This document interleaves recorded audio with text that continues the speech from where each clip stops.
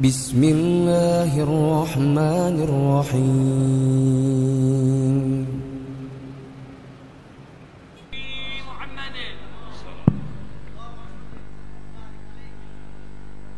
Bismillahirrahmanirrahim. Assalamualaikum warahmatullahi wabarakatuh.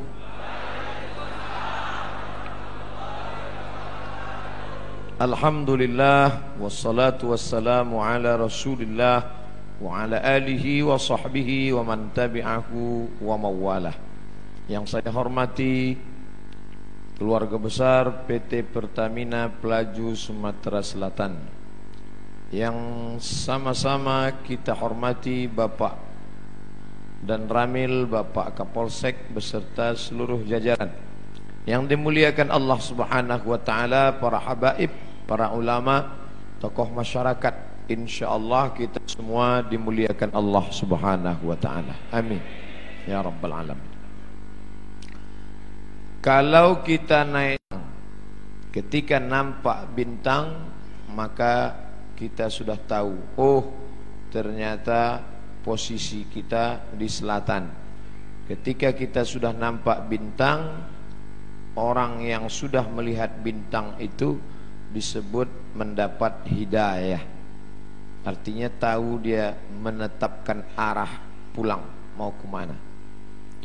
Kalau kita bawa kendaraan dari Pekanbaru, Riau, mau pergi ke Sumatera Selatan, Palembang, mesti melihat petunjuk jalan yang sudah dibuat oleh Bapak Polisi. Belok kiri ke Medan, Sumatera Utara, belok ke kanan, Palembang, Sumatera Selatan. Siapa yang ikut petunjuk yang dibuat kepolisian itu, orang itu disebut mendapat hidayah. Artinya ikut saja, insyaallah sampai ke tujuan. Makanya selalu kita diajak oleh para ulama kita, semoga mendapatkan taufik dan hidayah. Taufik menyatu antara keinginan kita dengan keinginan Allah. Inginnya tidur pagi, inginnya tidur, tapi Allah mengatakan bangun. As-salatu khairum minan naum. Kita lawan hawa nafsu kita, kita ikut kehendak Allah, maka di situ kita disebut mendapatkan taufik, karena menyatukan keinginan kita dengan keinginan Allah. Orang yang mendapatkan taufik, maka orang itu mendapatkan hidayah. Dan semua yang mendapatkan hidayah mendapatkan taufik dari Allah. Mudah-mudahan kita senantiasa dalam taufik dan hidayah. Amin ya rabbal alamin. Nah, sudah jelas. Saya mau menjelaskan tentang hidayah. Lalu kemudian sifat orang yang mendapat hidayah itu apa? Siapa? Siapa saja yang mendapat hidayah? Jelas, minan nabiyyin, para nabi, wassiddiqin, orang yang benar, wasyuhada, orang yang mati syahid, wassalihin, orang-orang yang soleh, wa hasuna ulaika rafiqa, mereka itulah sebaik-baik teman, sebaik-baik sahabat. Lalu apa sifat orang yang mendapat hidayah itu? Rasanya bukan kebetulan orang yang menulis kaligrafi di dinding masjid ini menuliskan ayat itu pada bagian dinding yang paling depan. Na'udzubillahi minasyaitonirrajim. Ada 6 sifat orang yang mendapatkan hidayah. Yang pertama, innama ya'muru masajidallah. Mereka memakmurkan masjid. Makna memakmurkan ada 3. Yang pertama, membangun. Yang kedua, meramaikan dengan sholat berjamaah. Yang ketiga, mengatur administrasi masjid. Alhamdulillah masjid sudah dibangun. Man bana masjidan, siapa yang bangun masjid, banallah mithlahu baitan fil jannah, dibangunkan untuknya satu tempat di dalam surga. Maka setiap orang muslim mesti bertekad dalam dirinya, paling tidak ada niat, saya sebelum mati mesti bisa Kalau berhasil nanti dagang, bangun masjid.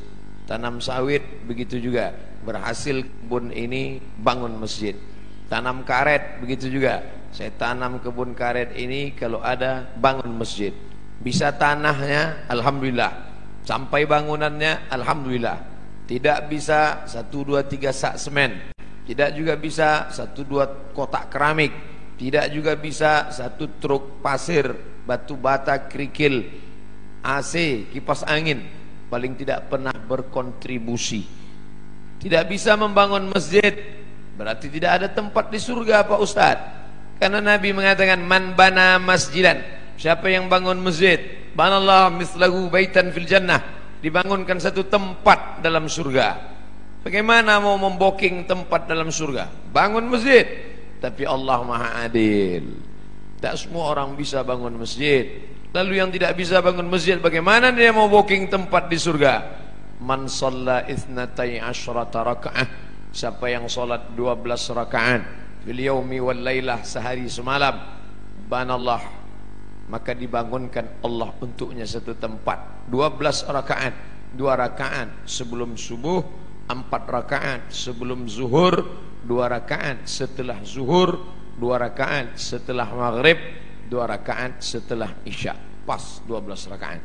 2 rakaat sebelum subuh, 4 rakaat sebelum zuhur, 2 rakaat setelah zuhur, 2 rakaat setelah maghrib, 2 rakaat setelah isya.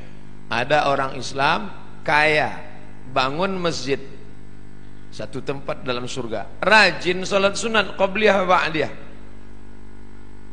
Ini orang beruntung 2 kali. Yang lebih parah, sudahlah tak bisa bangun masjid, solat qabliyah ba'diyah pun tidak. Na'udzubillah. Oleh sebab itu maka Allah berikan kesempatan, Allah Maha Adil. Bangun masjid. Setelah masjid dibangun, memakmurkan masjid. Tidak hanya sekedar membangun, meramaikan dengan solat berjamaah. Rasanya saya tidak perlu mengajak kita untuk mari ramai solat berjamaah, karena solat subuhnya saja sudah macam solat Jumat. Kalau solat subuh sudah seperti solat Jumat, itu menunjukkan Palestina tak lama lagi akan merdeka. Ambil gambar nih dari depan, ambil dari belakang, kirimkan ke internet, Facebook, Instagram, supaya dilihat oleh tentara Israel, supaya mencret mereka di sana. Pasukan-pasukan dari Pelaju, Palembang, Sungai Grong akan datang membebaskan saudara di Palestina. Kenapa solat subuh itu yang menjadi acuan? Karena melawan kantuk berat, payah. Zuhur insyaallah. Makanya bangga kita melihat anak-anak muda pakai baju seragam, pakai jaket, pejuang subuh. Pas zuhur tak datang. Rupanya dia di masjid lain.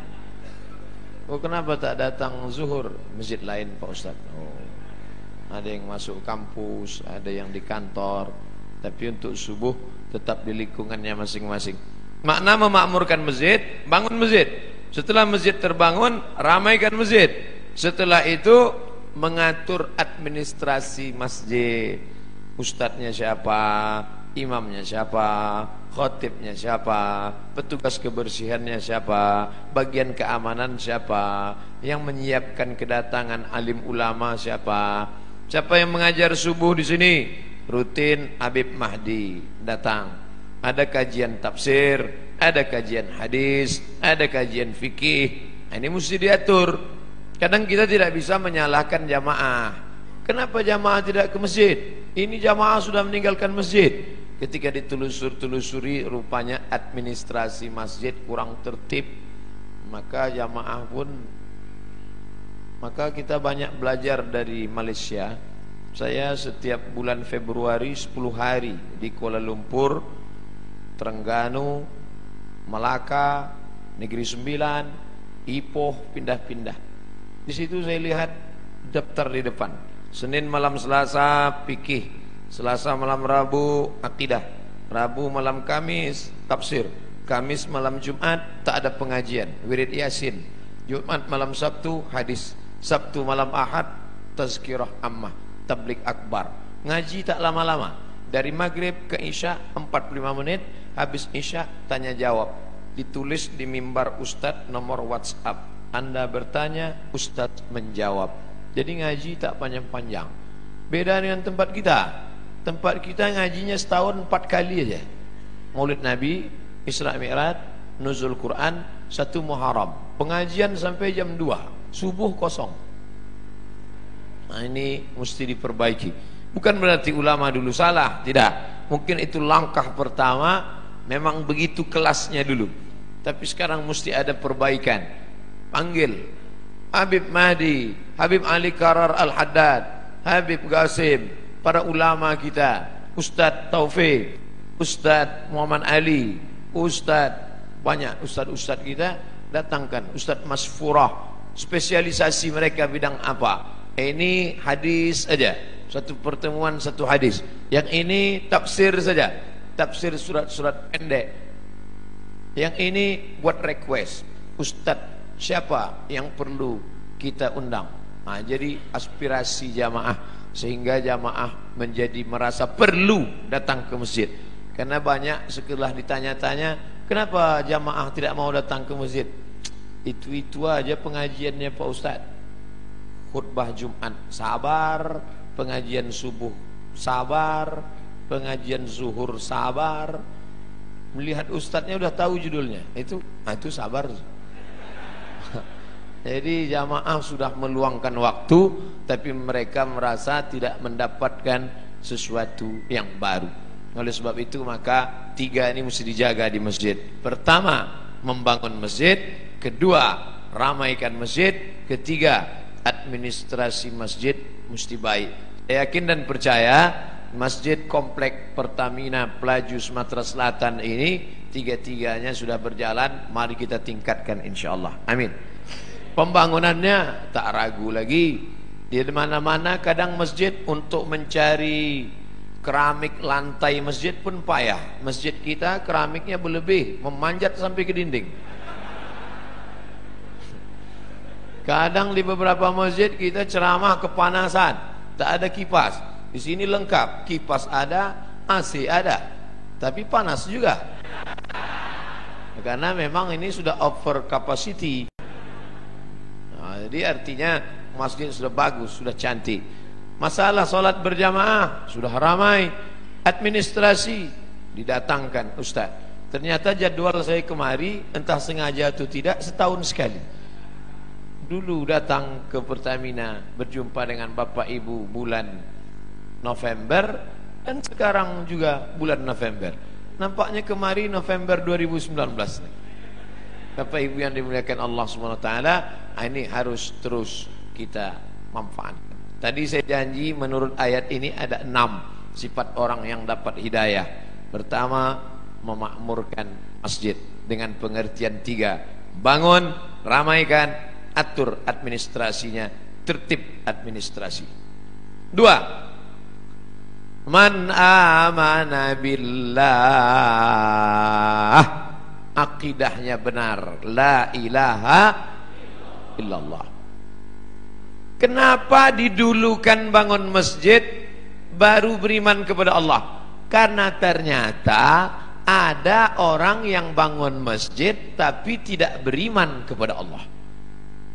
Ini Ustaz Somad ngawur. Mana ada orang bangun masjid tak beriman? Ada. Masjid apa? Masjid untuk kampanye.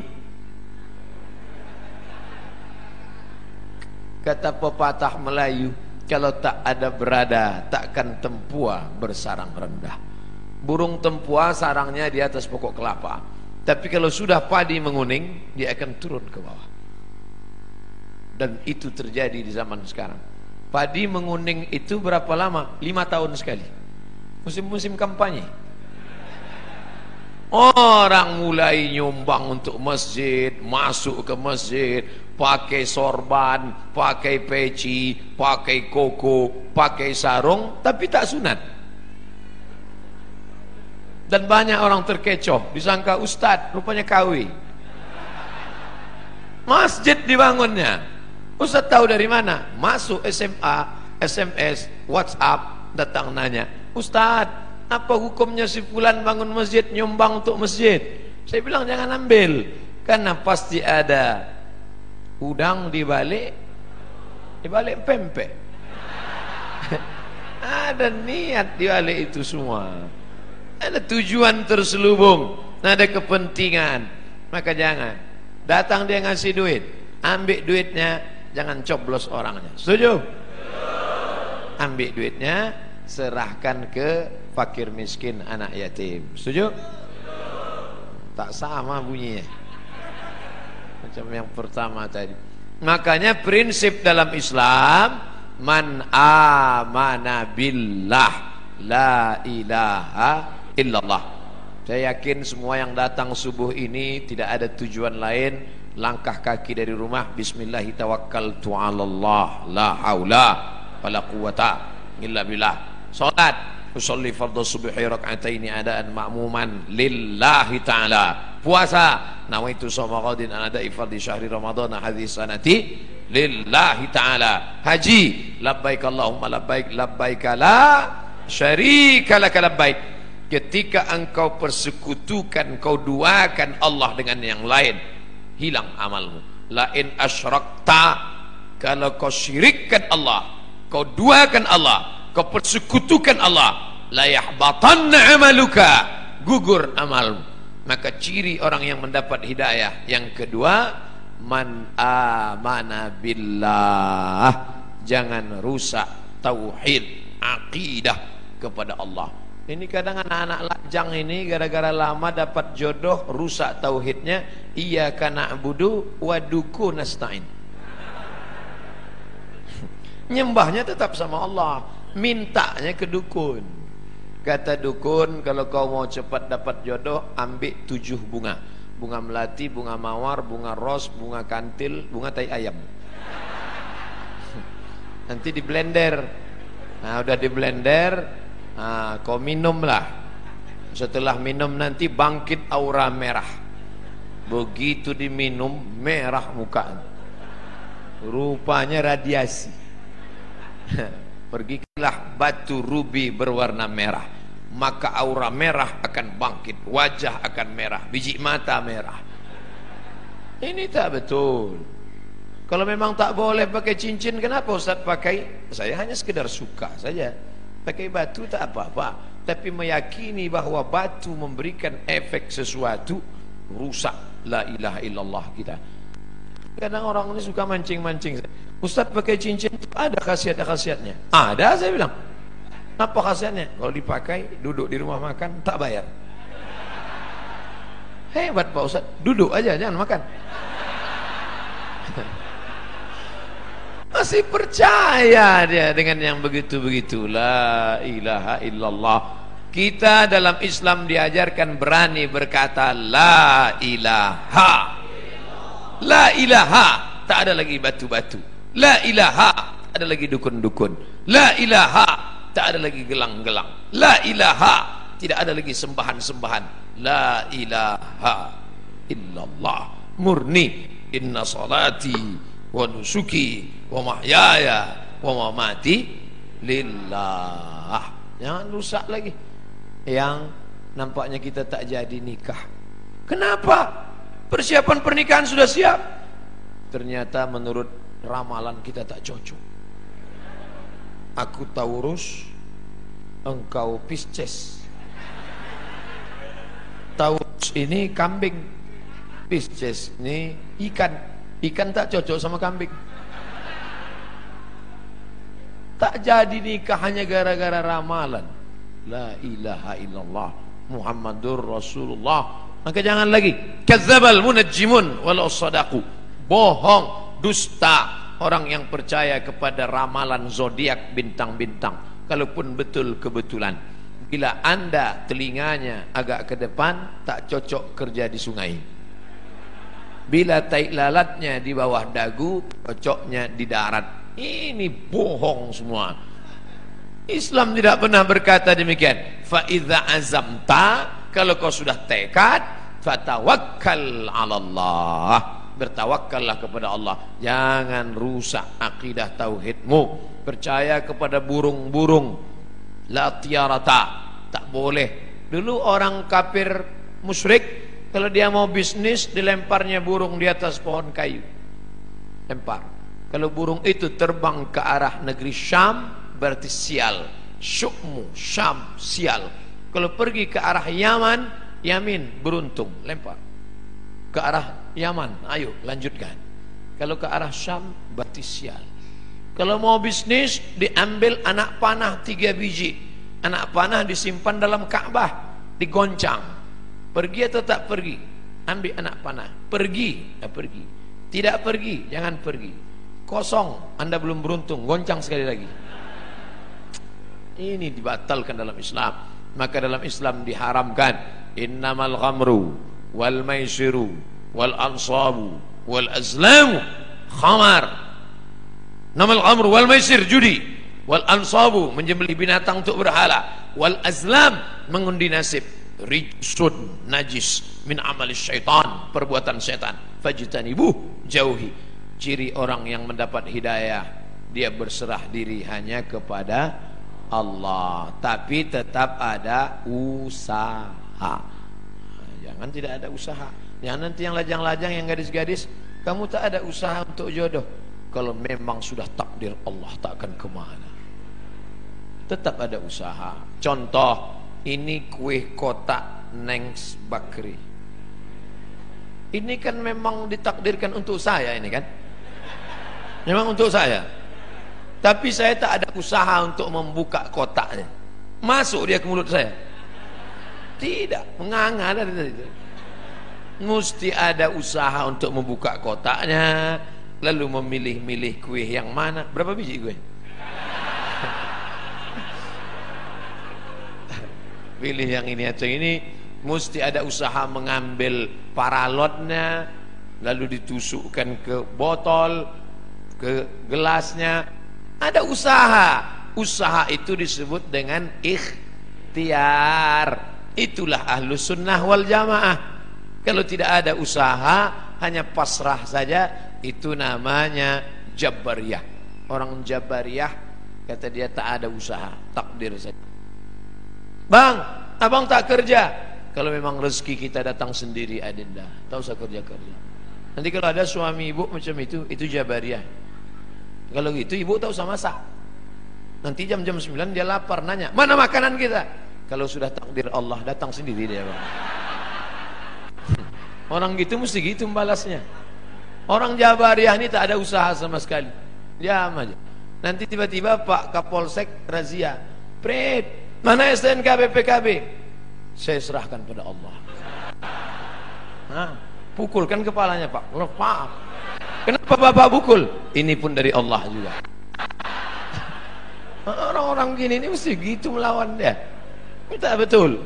Allah kasih kita kudrat, Allah kasih kita iradat, Allah kasih kita sama, Allah kasih kita basar, Allah kasih kita kalam, supaya kita berusaha. Makanya doa keluar masjid, Allahumma inni as'aluka min fadlik, beri aku rezeki. Kenapa keluar masjid minta rezeki? Karena keluar masjid idza qudiyatis shalah, kalau salat sudah dilaksanakan, fantashiru fil ard, bertebaran di atas muka bumi, cari rezeki, wabtaghu min fadlillah, cari karunia Allah. Ciri orang yang dapat hidayah yang pertama, memakmurkan masjid. Yang kedua, beriman kepada Allah. Yang ketiga, wa aqamas shalah. Salat, bukan somat. Salat. Mudah-mudahan anak-anak gadis yang rajin sholat subuh ini mendapatkan suami yang rajin pula sholat subuh. Karena kalau kalian anakku yang sudah solehah, yang sudah cantik, yang sudah rajin sholat, tiba-tiba dapat laki tak sembahyang, tak satu dua curhat masuk ke HP saya. Ustadz, dulu saya sangka nikah sama dia bahagia. Ternyata Pak Ustadz, cuman rasanya bu, macam tidur sama babi hutan. Tak sembahyang. Walaupun hidup 1000 tahun, kalau tak sembahyang Apa gunanya walaupun hidup 1000 tahun, kalau tak sembahyang apa gunanya? Nanti kalau Bapak Ibu kebetulan pergi umrah, ada mihrab dalam taman Raudhah Masjid Nabawi, tempat solat Nabi. Ini Raudhah, ini mihrab namanya. Di sebelah kiri ada tertulis as-salatu imaduddin, solat tiang agama. Kenapa atap masjid kita kokoh? Karena ada tiang. Kalau tak ada tiang, hancur. Puasa melayang, zakat terbang, haji hilang karena tak ada tiang. Tiang dari segala amal adalah solat. Dan solat waktunya tak boleh digeser. As-salatu ala waktiha. Apa kata panitia tadi malam? Ustadz Somad, jam 4 kami tunggu di pintu. Maka jam 4 kurang 5 saya sudah siap di ruang tamu. Tak boleh. Saya tahu ini orang-orang Pertamina ini disiplin. Kalau sampai meleset sedikit ditinggalkan ya kita. Maka saya tunggu tepat. Tapi saya tak bertanya, karena di Pekanbaru sholat subuh jam 5. Ini kok cepat betul? Saya tak tanya. Saya jarang saya nanya-nanya. Masa LCMA nanya? Yalah Pak, pokoknya siap-siap. Sedangkan janji sama Allah tak boleh digeser, apalagi sama manusia tak kita geser, apalagi sama Allah. Ini sekarang banyak yang geser janji sama Allah. Palembang sholat subuh jam 4 lewat sikit, dibuatnya sholat subuh jam 8. Bangun jam 8, tutup pintu, rapatkan gorden, matikan lampu. Sholli fardhu subhi. Allah. Datang maknya buka pintu nengok. Alhamdulillah, anakku sejak ikut ngaji sama Habib Mahdi ini, solat duhanya pun pakai kunut. Allahumma hdina fi man hadai. Hebat. Ustadz Somad boleh nanya Ustadz? Boleh. Ustadz kan biasanya jawab pertanyaan pakai 4 mazhab. Menurut Hanafi, menurut Maliki, menurut Syafi'i, menurut Ambali. Kira-kira solat duha pakai kunut itu mazhab apa ya Pak Ustadz? Mazhab kesiangan. Janganlah solat itu digeser waktunya. Sudah tepat. Inna salata kanat 'alal mu'minina kitabam mauquta. Sudah waktunya tepat, jangan digeser-geser. Pokoknya datang solat berjamaah. Allahu Akbar, Allahu Akbar. On time, datang. Sab'atun yuzilluhumullah. Ada 7 golongan yang akan mendapatkan naungan Allah. Yauma la zilla illa zilluh. Hari itu tak ada atap, hari itu tak ada terpal, hari itu tak ada tenda, hari itu tak ada naungan. Tapi dia mendapatkan naungan di padang mahsyar. Siapa dia? Rajulun qalbuhu mu'allaqun fil masajid. Anak-anak muda yang hatinya tergantung di masjid. Mudah-mudahan anak-anak muda di Pertamina inilah insyaallah. Kenapa Ustaz sebut anak muda? Kenapa tidak orang tua? Kalau orang tua ke masjid memang udah wajar. Kapan lagi? Udah diintai-intai malaikat maut. Tapi anak muda yang mestinya subuh ini molor tidur, tapi datang berjamaah. Padahal tadi malam sudah tablik akbar, subuh tetap on time datang. Inilah anak muda yang dikatakan Allah dalam Al-Quran, innahum fityatun amanu bi rabbihim wazidnahum huda. Mereka sekelompok anak muda yang beriman kepada Allah, ditambah Allah hidayah mereka. Mereka adalah ashabul kahfi. Oh, kalau gitu kami komunitas anak muda ini buat kelompok lah Pak Ustaz. Ya, apa nama kelompoknya? Kelompok komunitas anak muda ashabul kahfi. Apa programnya? Tidur aja. Mereka ditidurkan Allah karena dikejar oleh raja yang zalim, sampai akhirnya mereka tiba-tiba terbangun. Wal yatalattaf wala yush'iranna bikum ahada. Hai anak muda yang bangun, tolong kau pergi ke pasar beli makanan, tapi jangan gerasak gerusuk, tenang-tenang supaya orang tak tahu. Diam-diam mereka beli makanan, penjual makanan mengambil duit, begitu orang ditengok, Rupanya duit itu sudah expired, tak laku. Kenapa? Salah sami'ati wasdadu tis'a. Mereka tertidur di dalam gua 309 tahun. Bayangkan ada anak muda datang ke Palembang mau beli makanan, beli tekwan. Tiba-tiba ditengok duitnya tahun 1700. Zaman Syekh Abdul Somad Al-Falembani. Mentang-mentang nama sama itu yang disebut. Bayangkan apa yang terjadi saat itu. Ini ada anak muda. Rupanya zaman itu sudah berganti seorang raja yang soleh. Raja yang soleh mengunjungi mereka ke dalam gua. Ditengok anak-anak muda terkapar, tertidur. Tak lama setelah itu mereka pun meninggal dunia. Allah hanya ingin menceritakan. Tapi ada pula di situ seekor anjing. Ini sungguh berita tidak penting. Untuk apa Allah cerita ada anjing bersama anak-anak muda itu? Ternyata Allah mau ceritakan, walaupun seekor anjing kalau berkhidmah untuk orang soleh, tetap juga disebutkan Allah dalam Al-Quran. Anjing najis kotor, tapi berkhidmah untuk Ashabul Kahfi, diceritakan Allah dalam Al-Quran. Tapi jangan gara-gara ini habis pengajian ini sebuah membeli anjing. Cerita itu tentang Bani Israel dan cerita tentang memelihara anjing sudah mansuh, tidak ada dalam syariat Nabi Muhammad sallallahu alaihi wasallam. Artinya bapak ibu yang di rumahnya ada anjing, lepaskanlah. Yang lagi melihara anjing. Siapa yang memelihara anjing, amalnya satu hari dikurangi sebesar Bukit Uhud. Bukit Uhud itu panjangnya 7 km. Amal dia sehari sebesar bisul. Jadi tiap hari amalnya min.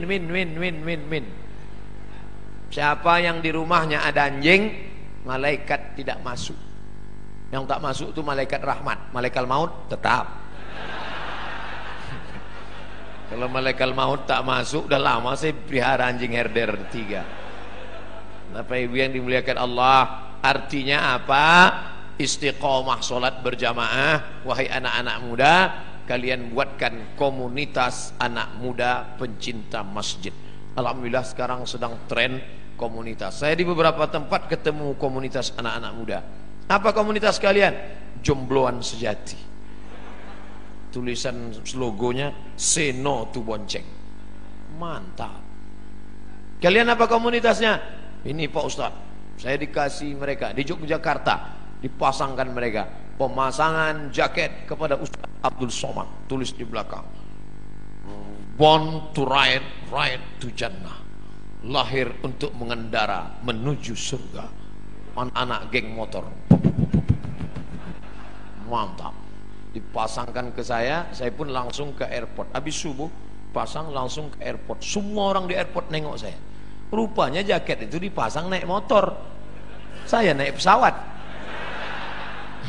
Tak cocok. Artinya apa? Komunitas anak muda ini tetap dijaga dan mereka tetap sholat berjamaah di masjid. Habis waktu. Cepat betul. Saudara yang dimuliakan Allah Subhanahu wa taala, memakmurkan masjid sudah, beriman hanya kepada Allah sudah, menegakkan sholat sudah. Masuk yang keempat, wa ataz zakah, berzakat. Orang yang sudah sholat tapi tak berzakat, maka tak ada gunanya, karena dia makan haram. Di dalam duit kita itu ada zakat. Zakat orang dititipkan Allah kepada kita. Ada orang diuji kakinya, lulus. Diuji kakinya sholat berjamaah, lulus. Diuji matanya sholat tahajud, lulus. Diuji kantongnya, di situ baru kelihatan. Nama siapa? Pelit bin bakhil bin medit bin kedekut. Ini orang na'udzubillah. Oleh sebab itu maka keluarkanlah zakat. Bapak sudah bayar zakat? Tiap tahun saya bayar zakat Pak Ustaz. Berapa? 2,5 kilo. Itu zakat fitrah. Zakat pendapatan 2,5%, 85 gram emas murni. Berapa itu sekarang Pak Ustaz? 85 gram kali 500.000 1 gram, 42.500.000. Siapa yang mempunyai pendapatan 42.500.000 sudah kena zakat 2,5%. Kalau profesi kami sebagai pegawai Pertamina ini gimana Pak Ustadz? 42.500.000 setahun, bagilah 12 bulan. 12 bulannya berapa itu? 42.500.000 bagi 12, 3,6. Jadi yang berpendapatan 3,6 juta, 3.600.000 itu udah kena menurut Basnas, amil zakat nasional yang sudah disepakati ijma' antara ulama-ulama Basnas se-Indonesia, 3,6. Saya tidak sebut gaji, karena ada orang gajinya 2 juta, pendapatannya 20 juta. Ada uang tunjang, uang sifat, uang sundul, uang sikut, duit-duit apa. Jadi di total semua, total. Pak Ustadz, saya satu bulan dapat 5 juta. Mudah cara ngitungnya. 1.025.000. 5 juta berarti 125.000. Saya 10 juta Pak Ustadz, 250.000. Saya sebulan dapat saya 100 juta Pak Ustadz, 2,5 juta. Mudah-mudahan Bapak Ibu punya duit 100 juta. Dari bunyi aminnya banyak yang tak yakin Pak. Masalah duit ini kita tak bisa ngelihat orang, tak bisa dinilai duit dari wajah orang. Ada hitam, jelek, pesek, pendek. Tapi buka dompet 100 juta. Ada ganteng putih, tengok dompet 2.000 perak.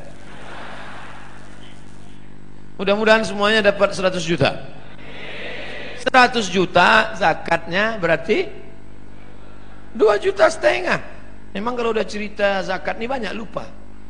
Tak ingat saya Bos. 2,5 juta. Saya tak tahu entah siapa yang punya 100 juta, entah siapa yang tidak, saya tak tahu.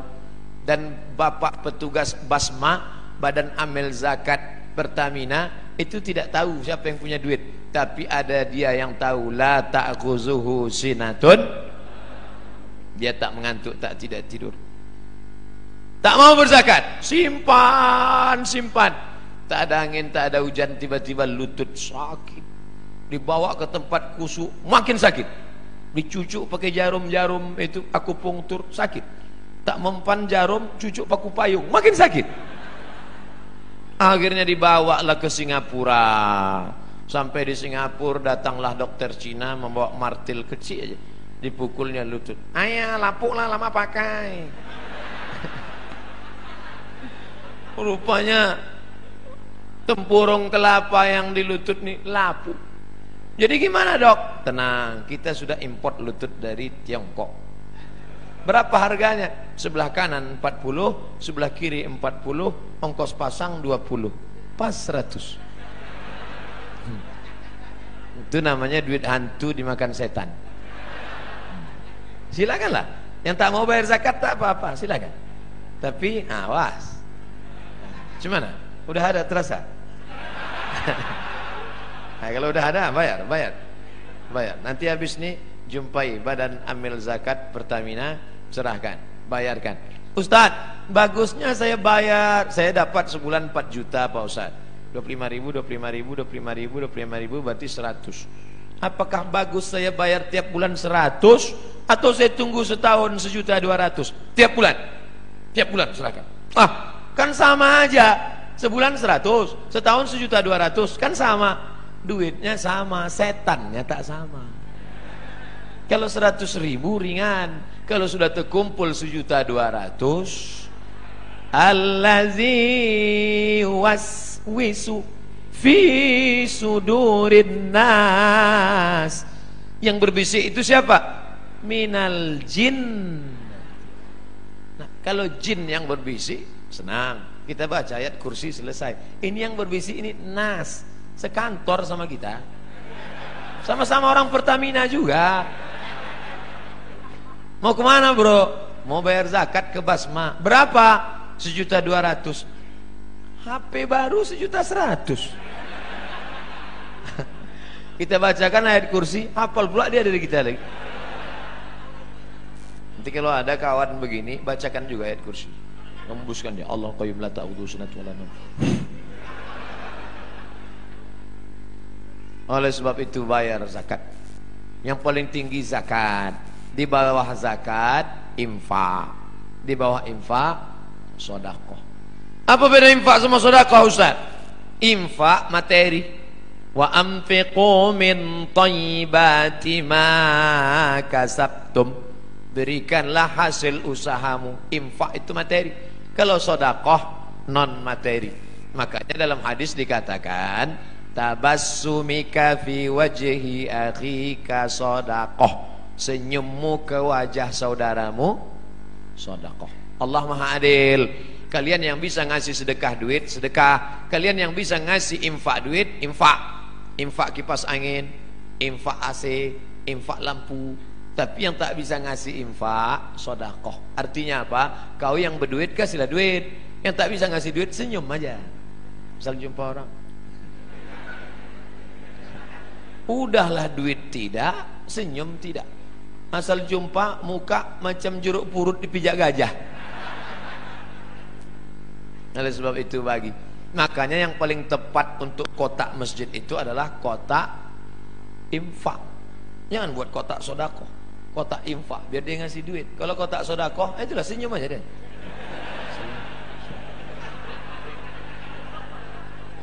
Tak bisa buat kotak wakaf, karena wakaf itu syaratnya 4. Wakaf harus ada orang yang berwakaf, orang menerima wakaf, benda yang diwakafkan, ada ijab, ada qabul. Tak bisa dibuat di situ kotak wakaf, karena kita tak pernah akad ke kotak.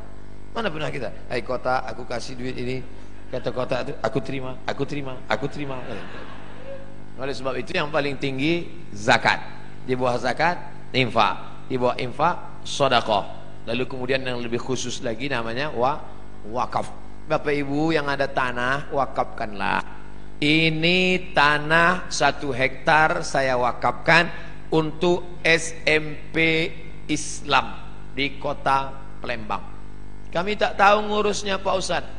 Datangi Mas Puroh, Ustadz Habib Mahdi, datangi Habib Qasim, hubungi Ustadz Solhas, hubungi Ustadz Taufik, hubungi Ustadz King, minta kepada mereka tolong kelola tanah kami.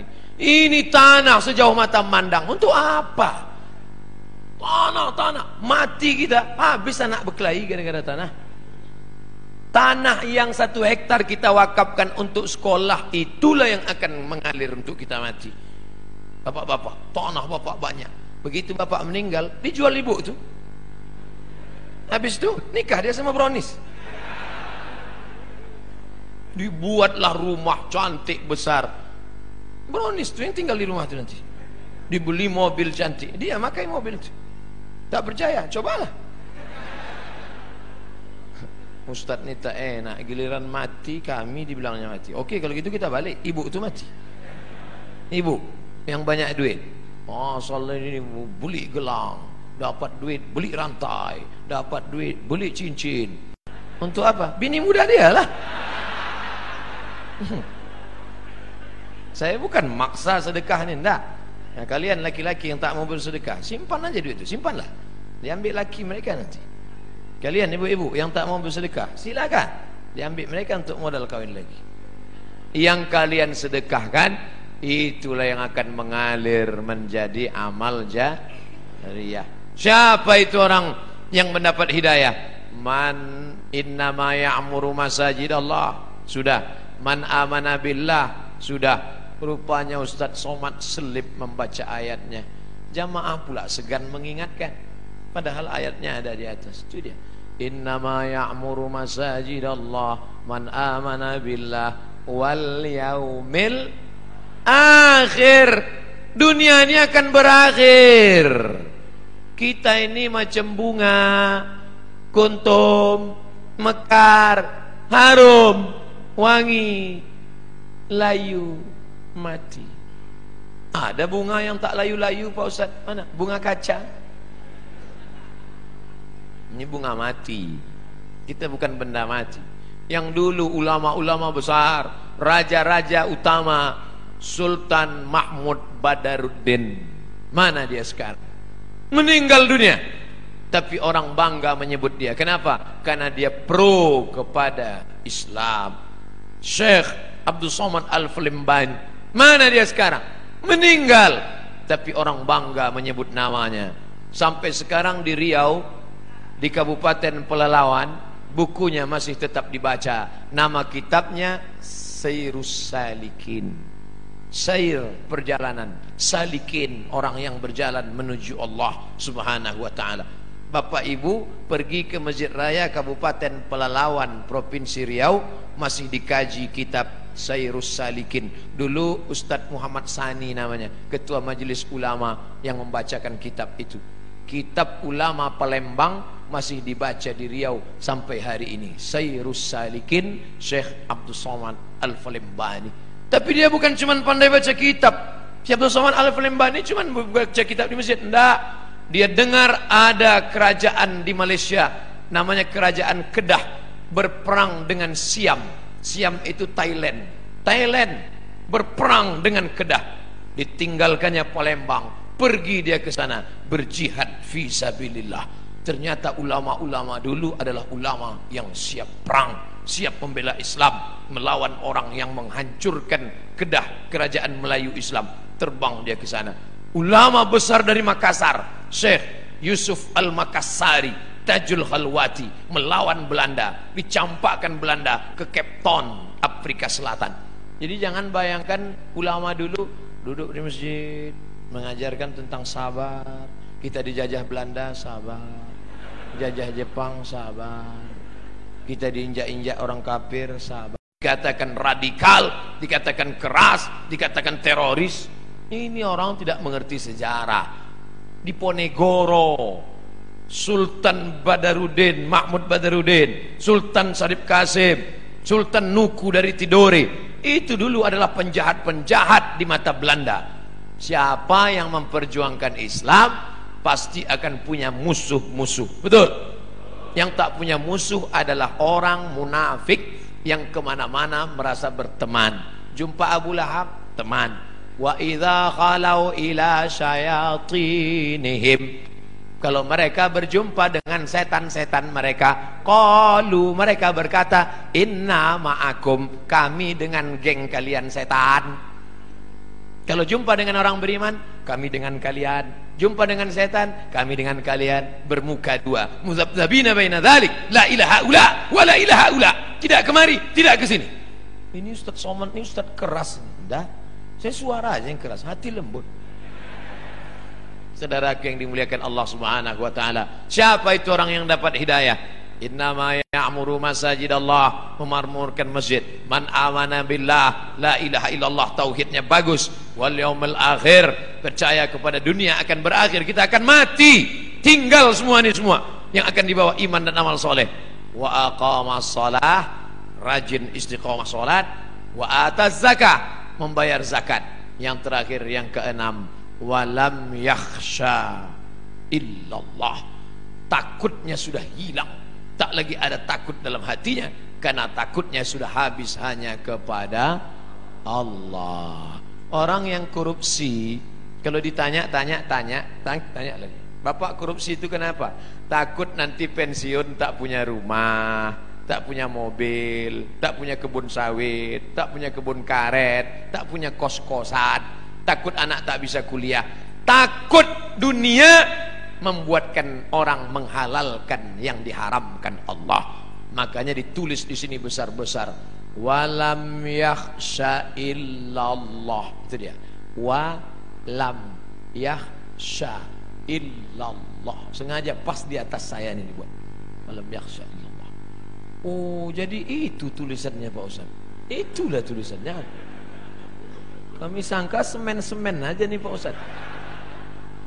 Sengaja ini kaligrafi yang dipilih supaya apa? Supaya semua orang Pertamina di sini tahu bahwa dia mengukur dirinya. Aku ini termasuk orang yang sudah dapat hidayah atau tidak? Alhamdulillah Ustaz. Setelah Ustaz jelaskan 66 sifat ini ada dalam diri kami. Alhamdulillah. Satu pun tak ada. Na'udzubillah. Baru ada 3, tambah lagi. Kami tak berdaya. La haula wala quwata illa billah. Jangan takut menghadapi hidup. Walam yakhsha illallah. Makanya ibu-ibu itu paling kuat dia. Meninggal suaminya, anaknya ada 3, tak ada dia takut. Tak menangis dia waktu suaminya meninggal. Ibu tak nangis, tak takut masa depan. Tidak Pak Ustaz. Kenapa? Banyak harta warisannya. Tak nangis ibu? Tidak. Kenapa tak nangis? Udah lama aku tunggu. Bapak ibu yang dimuliakan Allah, siapa yang tak ada rasa takut dalam hati? Kita tetap takut. Yang membuang takut itu Allah. Ala inna awliya Allah. Kalau sudah kalian dekatkan diri kepada Allah, bagaimana sifat orang itu? La khaufun alaihim walahum yahzanun. Dicabut Allah takut, dicabut Allah sedih. Itulah yang merusak hati orang modern. Takut, sedih. Penyakit stres, depresi, jantung koroner, diabetes meletus, asam urat naik gara-gara terlampau takut, sedih. Apa beda takut sama sedih? Sedih terhadap masa lalu, takut terhadap masa depan. Yang kuliah takut tak selesai S1. Yang sudah S1 takut tak kerja. Yang udah kerja takut di PHK. Yang udah kerja takut tak bisa nikah. Yang udah nikah takut tak punya anak. Yang udah punya anak takut tak bisa nikah sekali lagi. Istri pertamanya meninggal, ibu mau marah. Takut terhadap masa depan. Maka menghilangkan takut itu dengan apa? Falyabudu rabb hadzal bait. Banyak-banyak engkau beribadah di rumah Allah ini. Kalau engkau banyak beribadah, Allah janjikan dua. Apa dia? At'amahum min ju'. Kalau kau lapar dikasihnya makan. Wa amanahum min khauf. Kalau kau takut dikasihnya aman. Ibu-ibu yang merasa takut banyak-banyak beribadah. Kalau kau lapar dikasihnya makan. Saya enggak percaya Pak Ustaz. Saya lapar udah beribadah, kenapa tak ada? Tengok, langsung dapat kue kotak. Dan kabar gembira, setelah ini akan ada sarapan bersama di rumah masing-masing. Panitia udah cemas sudah tadi. Ini gawat Ustaz. Kaji kita kan tentang takut. Jangan takut. Insya Allah saya tak salah cakap. Jadi kalau ada terasa takut adik-adik, nanti KKN tiba-tiba ditempatkan di suatu desa, disuruh ngasih kata sambutan, takut menggeletar. Assalamualaikum. Apa kalian takut? Yang kuhadapi ini manusia. Aku manusia. Pak Kades, Pak Kapolsek, Pak Dandim, Pak Danramil, Pak Kapolda, Pak Kapolri, ini semua manusia. Sampaikan, manusia yang kuhadapan, sama-sama manusia. Bismillahirrahmanirrahim. La haula. Hilangkan takut. Tapi dalam hati aja, jangan pula dicakapkan ke depan mereka. Hai kades-kades, kalian manusia semua. Aku mau, jangan lagi itu. Cukup dalam hati kita saja. Jangan angkuh, jangan sombong. Takut, ngeri, cemas, di mana letaknya? Di jantung. Ala fil jasadi mudghah. Ketahuilah di dalam dirimu itu ada segumpal. Idza salahat salahal jasadu kulluh. Kalau di jantung itu baik, yang lain ikut baik. Kalau sudah jantung bermasalah, maka yang lain ikut bermasalah. Makanya Bapak Ibu dengar kabar Syanu meninggal mendadak kemarin. Kenapa? Sakit jantung. Pernah tak dengar? Syanu meninggal kenapa? Kena kurap jantung. Maka jantung itu mesti dinormalkan. Dengan cara apa?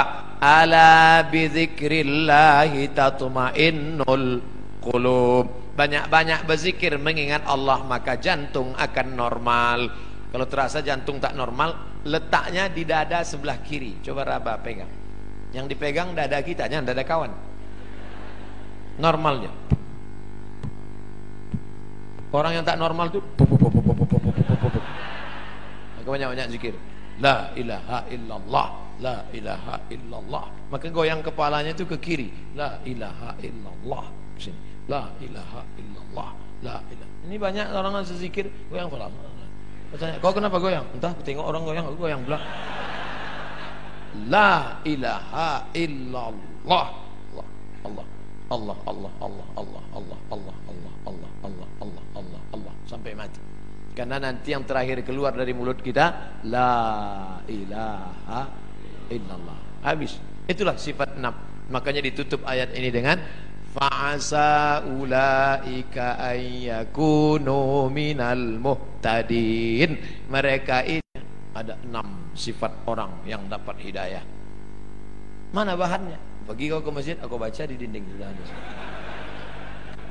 Innama ya'muru masajidallah man amana billah wa bil yaumil akhir wa aqamas salah wa ataz zakah wa lam yakhsha illallah.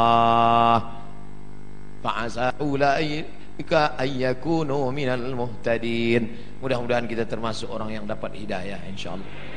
Itulah yang selalu kita minta tiap pagi petang 17 kali.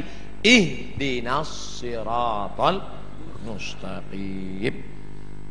Pas saya mulai tadi jam 5, sekarang jam 6, 60 menit sesuai yang tertulis di botol 600 ml. Bagaimana hukum kredit mobil tapi dengan sistem syariah? Sistem syariah boleh. Balik dari masjid ini, pergi ke bank, tarik semua duit dari bank konvensional, alihkan ke bank syariah. Siap? Apa tak siap? Tak ada gunanya ngaji kalau tak diamalkan. Ngaji itu harus diamalkan. Hari ini juga, hari Jumat, Saidul Jalab, hari yang baik. Ambil semua uang dari bank konvensional, alihkan ke bank syariah. Bank syariah Mandiri, BRI Syariah. Hai bupati-bupati, wali kota se-Sumatera Selatan, hidup tak kameranya? Hidup. Kemana saya nunjuk nih? Ke sana bukan sana? Pak Ustadz, bupati kami rajin sholat subuh, wali kota kami rajin puasa sunat, gubernur kami rajin sholat duha. Bukan itu amal pejabat, itu amal anak TK, itu amal emak-emak. Amal pejabat bonus. Apa amalnya? Robah bank konvensional menjadi bank syariah. Betul? Ini Ustaz Somad ini ngawur nih.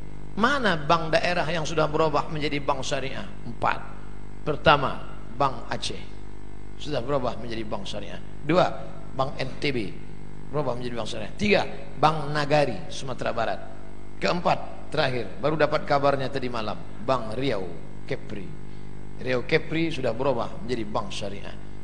Oleh sebab itu menyusul insyaallah Bank Sumatera Selatan berubah menjadi bank syariah. Itulah yang menjadi amal. Mati meninggal dunia, selamat orang dari riba. Oleh sebab itu beralih ke bank syariah. Tak ada solusi lain membangkitkan ekonomi umat. Mohon berikan rekomendasi sekolah yang sesuai dengan syariat Islam, mulai dari SD, SMP, SMA, perguruan tinggi, agar anak cucu keturunan kami bisa cerdas. Saya tak pula tahu sekolah di Sumatera Selatan. Yang kemarin kita launching SD Cendikia Al-Faiha. Tuh ada videonya. SD Cendikia Faiha, tahfiz Quran. Masukkan anak tamat situ, hafal Quran 30. Targetnya 30 juz. Bahwa anak ibu jadi juz 30, itu memang otak dia segitu. Habis itu SD. Saya pernah diundang di sini di Palembang Al-Azhar, SMP SMA. Adapun untuk universitas, cari universitas yang ada pendidikan agama di dalam. Kalau kami di UIN, mau fakultas saintek, sains teknologi, mau paper-tapet pertanian dan peternakan, mau fakultas hukum, mau fakultas visipol, mau politeknik, apapun namanya, mesti ada 5 pelajaran agama: akidah, akhlak, Quran, hadis, bahasa Arab, sejarah Islam, fikih. Ustadz, kami tak bisa masukkan anak kami ke pesantren, biayanya mahal, daftar ulang aja 14 juta. SMP pelajarannya cuma 1, agama Islam, tapi bisa ditambah menjadi 5: Quran, hadis, akidah, akhlak, bahasa Arab, sejarah Islam, fikih. Dari mana duitnya Pak Ustadz? Duitnya dari APBD. Bupati wali kota tak berani mengucurkan dana, takut ditangkap KPK. Bisa kalau ada payung hukumnya. Perda, peraturan daerah kabupaten, masukkan 5 guru agama ke SMP dan ke SMA. Bisa. Siapa yang buat perda? DPR. Siapa yang milih DPR? kita.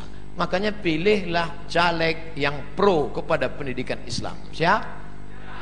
Makanya nanti hari 17 April 2019 pilih caleg yang bisa mengeluarkan perda.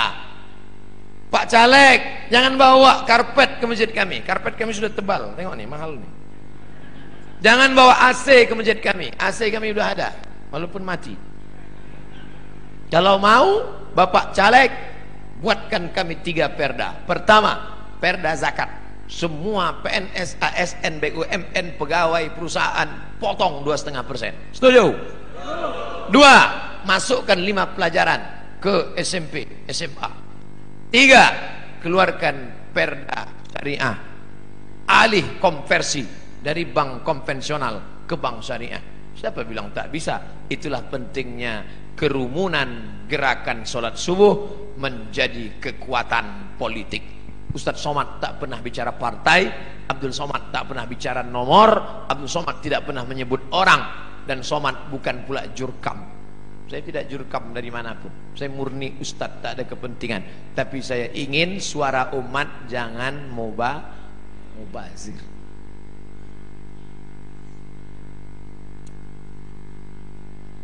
Pelaksanaan qadha salat sebaiknya sebelum ba'diyah atau sesudahnya. Setelah salat zuhur lalu dia qadha, usolli fardhu zuhri 4 raka'atin qadha'an. Apakah qadha'nya itu membuat ba'diyahnya batal? Tidak. Ba'diyah tidak rusak gara-gara qadha.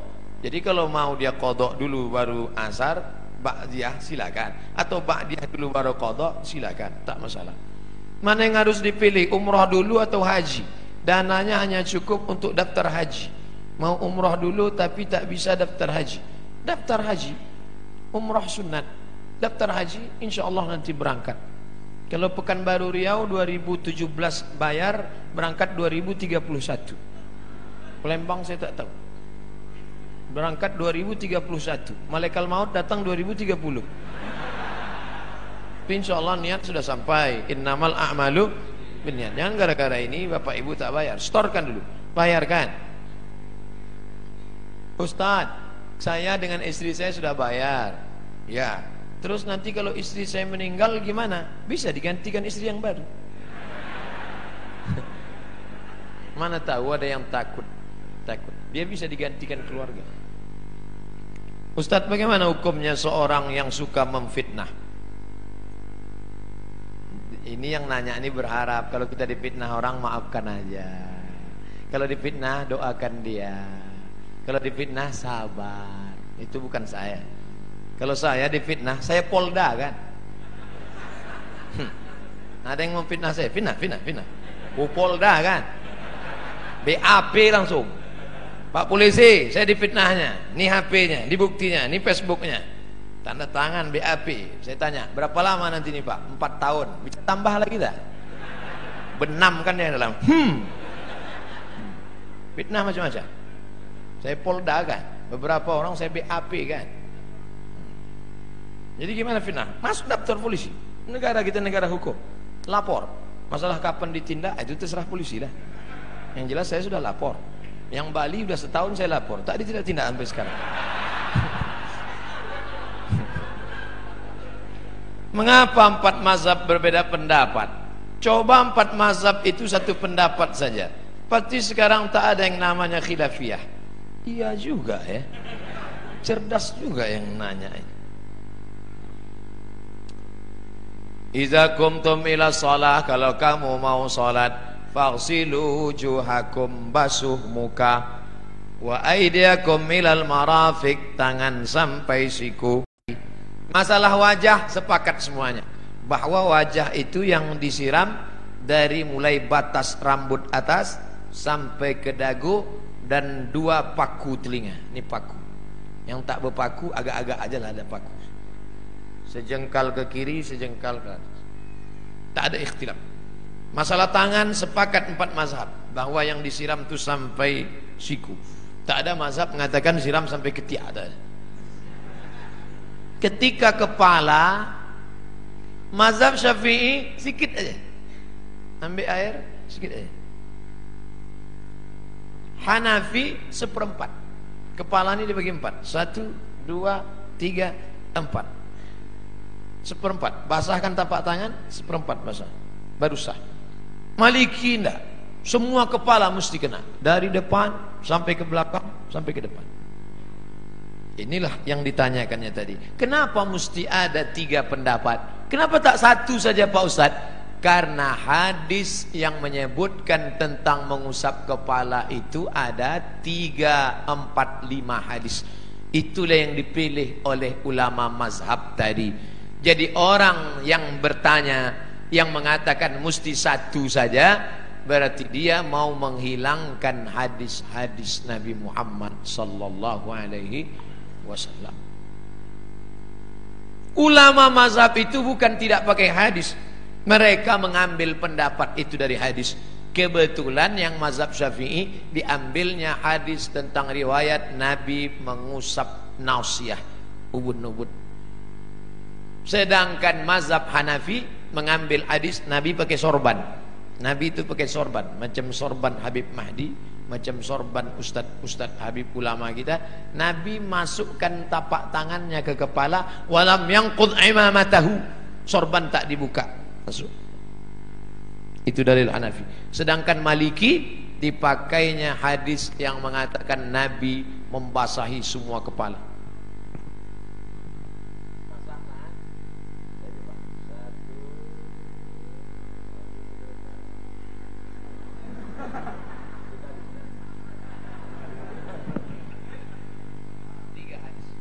Ulama mengambil sampai ke Indonesia, ormas mengambil, NU mengambil yang mazhab Syafi'i.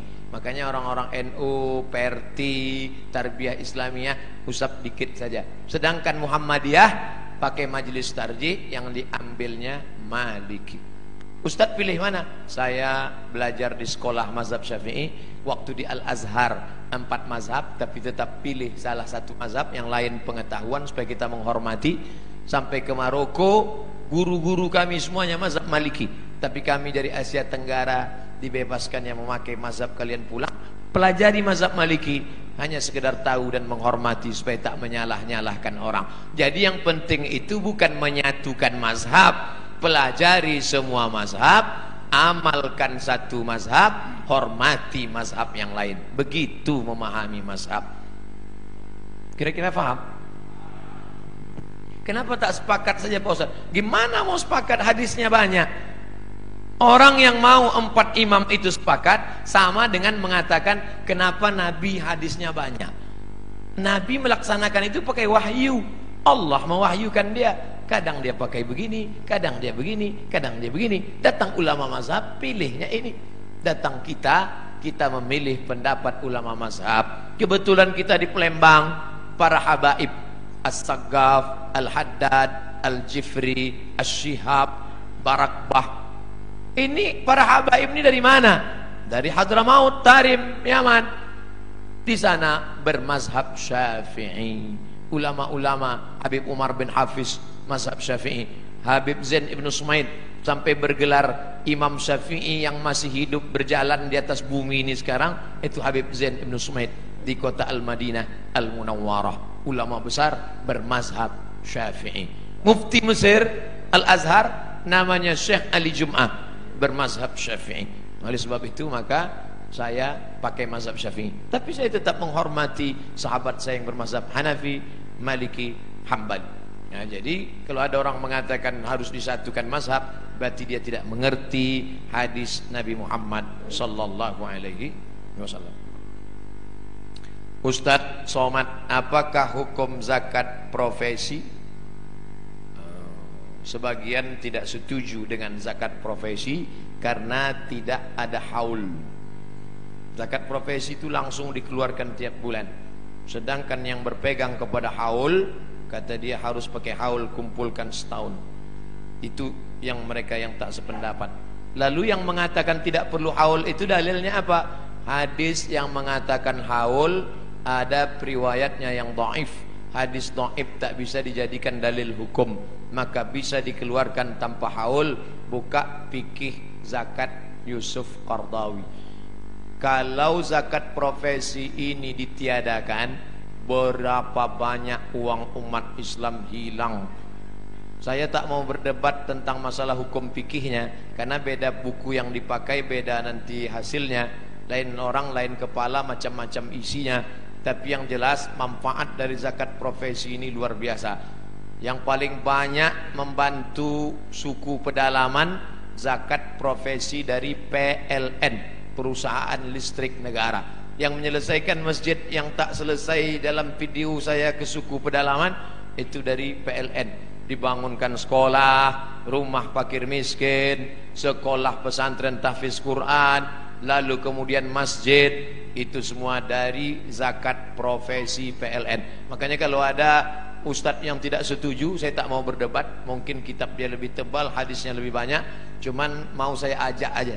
Ayo kita ke pedalaman, naik mobil 5 jam, naik sampan 7 jam, 12 jam, nanti kita tengok hasilnya. Nah, insya Allah balik dari sana, ayah oke lah Pak Ustaz. Entah setuju, entah capek, wallahualam. Karena manfaat zakat ini yang luar biasa. Itulah kaji kita pada subuh ini, lebih kurang 80 menit kita bersama. Mudah-mudahan menjadi amal soleh insyaallah. Amin. Terima kasih. Ala azinniya wa kulli niyatin salihah. Al-Fatihah. A'udzubillahi minasyaitonir rajim. Bismillahirrahmanirrahim. Alhamdulillahirabbil alamin. Arrahmanir rahim. Maliki yaumiddin. Iyyaka na'budu wa iyyaka nasta'in. Ihdinas siratal mustaqim. Siratal ladzina an'amta 'alaihim ghairil maghdubi 'alaihim waladdallin. Amin. Allahumma ij'al jam'ana hadza jam'an marhuma. Jadikan pertemuan kami ini pertemuan yang mendatangkan rahmat. Wa tafarruqana min ba'dihi tafarruqan ma'suma. Perpisahan kami setelah ini perpisahan yang dijauhkan dari perbuatan maksiat. Allahumma anzilir rahmata wassalamata wal barakata ala hadhil jamaah. Turunkan keselamatan, kerahmatan, keberkahan kepada seluruh jamaah yang hadir subuh ini ya Allah. Allahumma ja'alna minal mustaqimina fi sabilik. Jadikan kami orang-orang yang istiqamah di jalanmu ya Allah. Allahumma ja'alna min nusrati syariatik. Jadikan kami menjadi para penolong syariatmu ya Allah. Ya muqallibal qulub, wahai engkau yang membolak-balikkan hati, sabbit qulubana ala dinik wa ala ta'atik. Kokohkan hati kami dalam agamamu, dalam ketaatan kepadamu ya Allah. Allahumma ja'alna min muhibbi nabiyyika Muhammad sallallahu alaihi wasallam. Jadikan kami para pencinta-pencinta Nabi Muhammad sallallahu alaihi wasallam wa ali baitihi at-tayyibin at-tahirin, mencintai para habaib keturunan Rasulullah sallallahu alaihi wasallam. Allahumma rzuqna ziyarata baitikal atiq. Berikan kami rezeki yang halal supaya kami bisa berkunjung ke Baitullah. Ziyarata qabri nabiyika Muhammad sallallahu alaihi wasallam. Berikan kami rezeki yang halal supaya kami bisa berkunjung ke makam Nabi Muhammad sallallahu alaihi wasallam. Allahumma akhtim lana bihusnil khatimah wa la takhtim alaina bisu'il khatimah. Allahumma ja'al akhira kalamina 'inda intihai ajalina. Jadikan akhir kalam kami ketika ajal kami sampai, yang terakhir keluar dari mulut kami nanti la ilaha illallah Muhammadur Rasulullah sallallahu alaihi wasallam. Rabbana atina fid dunya hasanah wa fil akhirati hasanah wa qina adzabannar. Wa sallallahu ala sayyidina wa maulana Muhammad wa ala alihi wa sahbihi wasallam. Walhamdulillahi rabbil alamin. Taqabbalallahu minkum minna wa minkum taqabbal ya karim. Pulang dengan tenang, ambil sampah-sampah, tunjukkan Islam agama yang bersih. Terima kasih segala perhatian, mohon maaf segala kekhilafan. Wassalamualaikum warahmatullahi wabarakatuh.